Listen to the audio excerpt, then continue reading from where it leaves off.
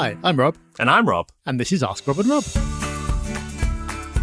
Hello, everyone, and welcome to Ask Rob and Rob, the show where you get your questions in and we give you answers. If you like this format, then make sure you subscribe and join us every week, and check out our news article in the Sunday Times each and every week as well, where we answer even more of your questions. But before we get to it, let's give you a quick reminder of how you can get your questions in. Yep, so easy. Just call 013 808 0035 or go to propertyhub.net/ask. Leave us a voicemail, send us your question over, and we'll be very happy to answer, just like we will now for Prima.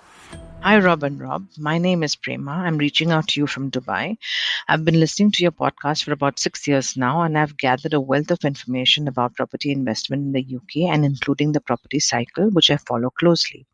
Thanks to you guys, I've bought a BTL in Sunderland in 2020, which has grown nicely in value and gives me a steady rental income too. I want to now expand my portfolio, and I'm looking at Northumberland for buy-to-lets. My investment window is 10 years, and my strategy is to get a good rental return for 10 years, after which I will liquidate. What are your thoughts about an investment in Northumberland, specifically in Ashington, Bedlington, and Blythe areas? Some background that may help you give me an answer. I'm a cash buyer because I'm not eligible to get a mortgage in the UK. The areas mentioned above seem to be priced at about £80,000 and offer a good entry point. The proposed rentals stack up to about a return of about 7%. I believe that the region is set for growth because of proposed government investment there. But that's all on paper. And this is where I would appreciate your response. Thank you very much and keep up the good work. Prima, thank you for your question. Now, full disclosure, I am not familiar with those areas that you've listed. And I've checked with Rob B, he's not either. So you've not got the dud, Rob. Neither of us know that area. But what I do know is that particular part of the country hasn't grown by that much over recent years compared to other parts of the country. And that's sort of borne out by the fact that you're talking about getting in at about £80,000. So you could interpret that as, well, it hasn't had the growth yet, therefore that growth is to come. Or it could be, well, it's just not the kind of area that gets a lot of growth. And to be honest, it could be either. You've talked about investment in the area, and that's something that we often talk about as a positive case for getting into an area. So it depends on the extent of that investment. So if that's particularly significant, it's going to be creating a lot of new jobs and bringing a lot to the area, then that could make a difference. So that's a factor. But based on what I've seen in the past, in general, if I had to make a bet, then I'd say that over the next 10 years, which is the time frame you're talking about, that part of the country is probably going to be one of the lower performers in terms of growth than one of the higher ones. But that's a very general statement. Beyond that, let me dig into a couple of specifics in what you've said. So the first is that you can't get a mortgage in the UK. And you're very likely right, because I'm sure you've looked into it.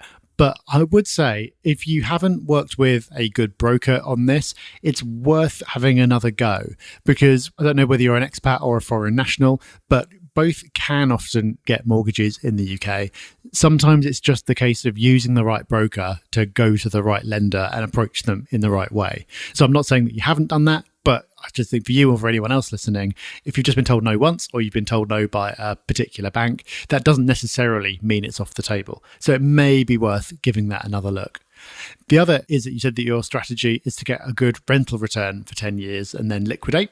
I think that is great. But I wouldn't be guided just by the rental return, because you mentioned the buy-to-let that you already have, which has grown nicely in value and given you a steady income. If you add up the gains that you've had from the growth rather than the income, you'll probably find that there's quite a lot more from the growth, even after just a couple of years. So it's not worth optimizing just for income if it's the type of property that's probably not going to perform in terms of growth. It sounds like the one that you've got already gets you a nice mix of both. So that's what I'd be looking out for in anything that you do next. So that's what I'd be trying to assess. When you're looking at these areas, you probably will be able to get the rental return you think you will, because that's quite easy to assess. But what's the growth likely to be like? And is there another area of the country where you could get in at the same kind of price, get a similar sort of rental return, but potentially get more growth? I'm not saying there is, but I'm just saying it's something that you might want to look into. Maybe just test that approach against one other area that you can find, run a comparison against each other, because either you'll discover something new that's potentially better, or at the very least, it will give you more confidence to go ahead knowing that you've chosen the right area for your particular strategy. So lots in there, Prima, but hopefully something in there is helpful for you. And let's see if we can be just as helpful for Kamil.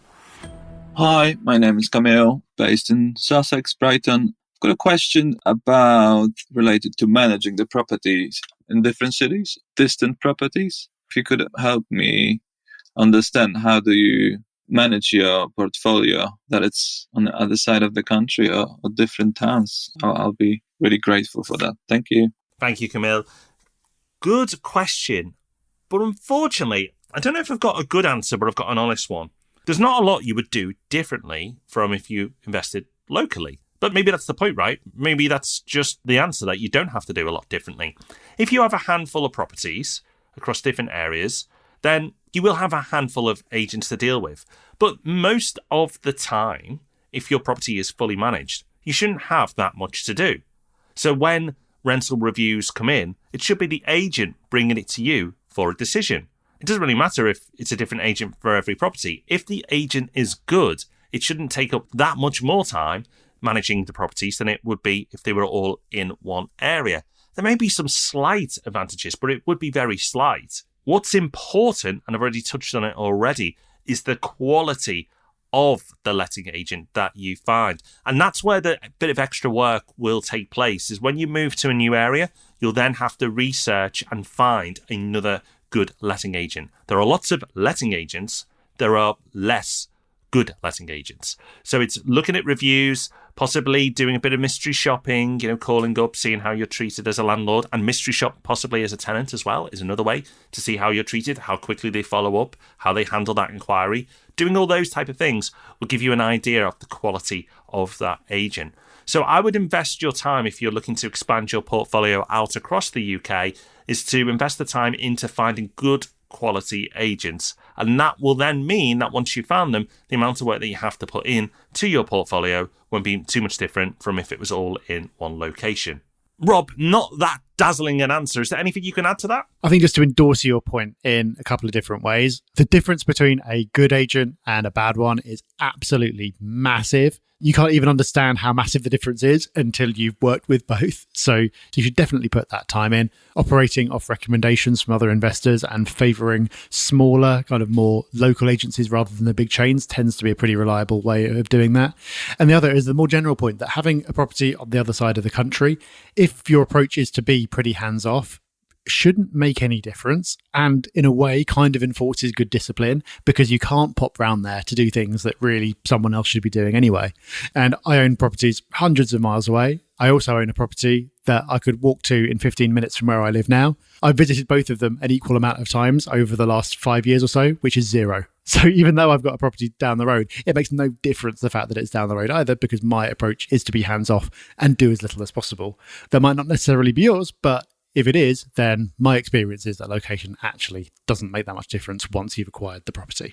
So answers there for Prima and Kamil. Will it be your turn next week? Well, only if you've asked us a question. So you can do that at propertyhub.net/ask. But whether it's your question or someone else's, there will definitely be something for you to learn next week. So do join us then. We'll see you soon. Bye-bye. Bye-bye.